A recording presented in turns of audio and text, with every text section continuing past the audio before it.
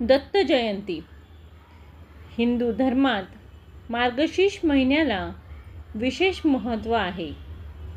या महिन्यात चंपाषष्ठीनंतर दत्त जयंतीला विशेष महत्त्व आहे. मार्गशीर्ष महिन्यातील शुक्ल पक्षातील पौर्णिमा तिथीला मृगशिरा नक्षत्रावर दत्तांचा जन्म झाला. म्हणून हा दिवस दत्त जयंती म्हणून साजरा केला जातो. या महिन्यात ब्रह्मा, विष्णू आणि महेशांचा अवतार असणाऱ्या दत्तात्रेय महाराजांची जयंती साजरी केली जाते. मार्गशीर्ष पौर्णिमेला दत्त पौर्णिमा या नावाने ओळखले जाते. दत्त जयंती कधी? तर मार्गशीर्ष महिन्यातल्या शुक्ल पक्षातील पौर्णिमा तिथीला दत्त जयंती साजरी करतात. यंदा दत्त जयंती ही 14 डिसेंबरला शनिवारी दत्त जयंती असणार आहे. ही जयंती सायंकाळी 4:58 सुरू होईल आणि दुसऱ्या दिवशी 15 डिसेंबरला दुपारी 2:31 संपेल. उदय तिथीनुसार दत्त जयंती 14 डिसेंबरला साजरी केली जाईल. दत्त जयंतीचे महत्त्व काय आहे? तर दत्तात्रेय हा शब्द दत्त व आत्रेय या 2 शब्दांनी मिळून बनलेला आहे. दत्ताचा अर्थ आपण ब्रह्मच आहोत, मुक्त आहोत आणि आत्माच आहोत अशी अनुभूती ज्याला आहे असा तो. आणि आत्रेय म्हणजे अत्री ऋषींचा मुलगा. दत्त हे अत्री ऋषी आणि माता अनुसया यांचा पुत्र आणि विष्णूंचा अवतार आहे असाच बोध होतो. दत्त जयंतीला 7 दिवसांचे गुरुचरित्राचे पारायण केले जाते. याला गुरुचरित्र सप्ताह असेही म्हणतात. मार्गशीर्ष पौर्णिमेला मृगशीर्ष नक्षत्राच्या वेळी बुधवारी प्रदोषकाळी दत्तात्रेयांचा जन्म झाला. त्यामुळे सर्व प्रमुख दत्त मंदिरात या दिवशी दत्त जन्म साजरा करतात.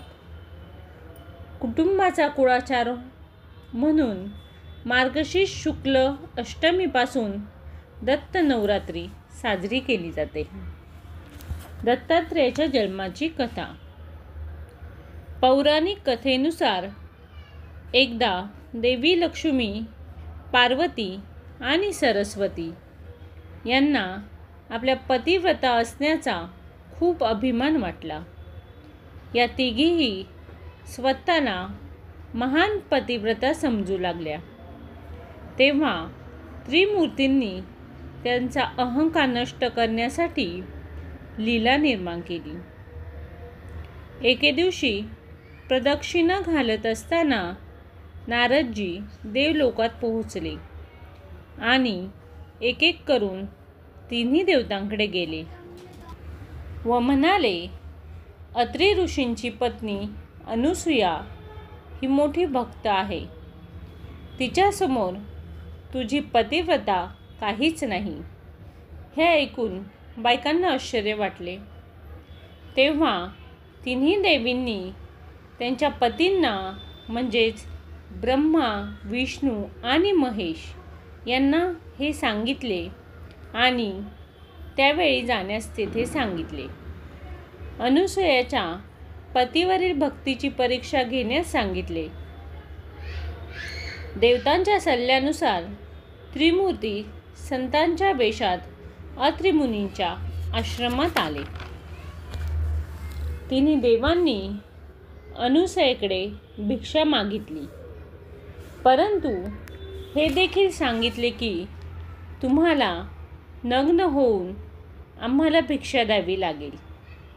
हे ऐकून देवी अनुसूयेला धक्का बसला पण साधूंचा अपमान होऊ नये या विचाराने तिला आपल्या पतीची आठवण झाली.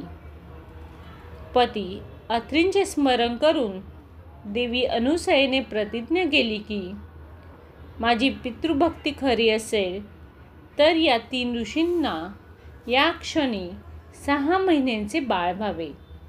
देवीने असा संकल्प करताच तिन्ही देव लहान बाळासारखे रडू लागले. आई अनुसयाने आईच्या भूमिकेत त्याला आपल्या कुशीत घेतले आणि दूध पाजले आणि त्यांना पाण्यात डोलायला सुरुवात केली. जेव्हा त्रिमूर्ती बराच वेळ परत आले नाहीत तेव्हा देवी अस्वस्थ झाल्या. देवऋषी नारदांना सर्व कथा सांगितली.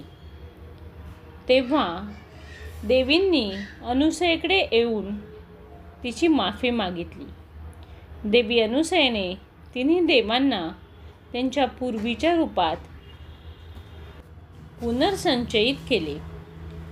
प्रसन्न होऊन त्रिमूर्तीने तिला वरदान दिले की आम्ही तिघेही आपापल्या वाट्याने तुझ्या पोटी पुत्र म्हणून जन्म घेऊ. त्यानंतर ब्रह्मदेवाच्या भागातून चंद्राचा, शंकराच्या भागातून दुर्वासाचा आणि विष्णूंच्या भागातून दत्तात्रेयाचा जन्म झाला.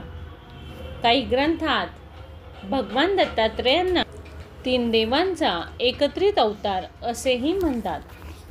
दत्त जयंती पूजा विधी. दत्तात्रेय जयंतीला सकाळी लवकर उठून पवित्र स्नान करावे. देवघर स्वच्छ करावे. भगवान दत्तात्रेयांची मूर्ती चौरंगावर स्थापित करावी. त्यांना गंगाजलाने स्नान घालावे. पांढऱ्या चंदनाचा टिला लावावा. त्यांना फुलांचे हार आणि मिठाई इत्यादी अर्पण करावी. जे भक्त या दिवशी व्रत करतात त्यांनी व्रतकथा अवश्य वाचावी. तसेच शेवटी आरती करावी. या दिवशी चुकूनही तामसिक गोष्टींचा वापर करू नये. पूजेत झालेल्या चुकांसाठी शेवटी क्षमा प्रार्थना करावी. गरजूंना या दिवशी काहीतरी दान करावे. दत्त जयंतीच्या दिवशी प्रत्येक मंदिर आणि मठ सजवला जातो. दत्त जयंतीच्या 7 दिवस आधीपासून श्री दत्त पारायण केले जाते. या दिवशी सायंकाळी दत्त जन्मकाळ साजरा केला जातो. दत्त जयंती धार्मिक मान्यतेनुसार श्री दत्तात्रेयांसह लक्ष्मीनारायणांचीही पूजा केली जाते. असे केल्याने धनसंपत्तीत वाढ होते. दत्तात्रेयांचा मंत्र जपल्याने पुण्य लागते. धन्यवाद. माहिती आवडल्यास व्हिडिओला लाईक करा आणि शेअर करा. धन्यवाद.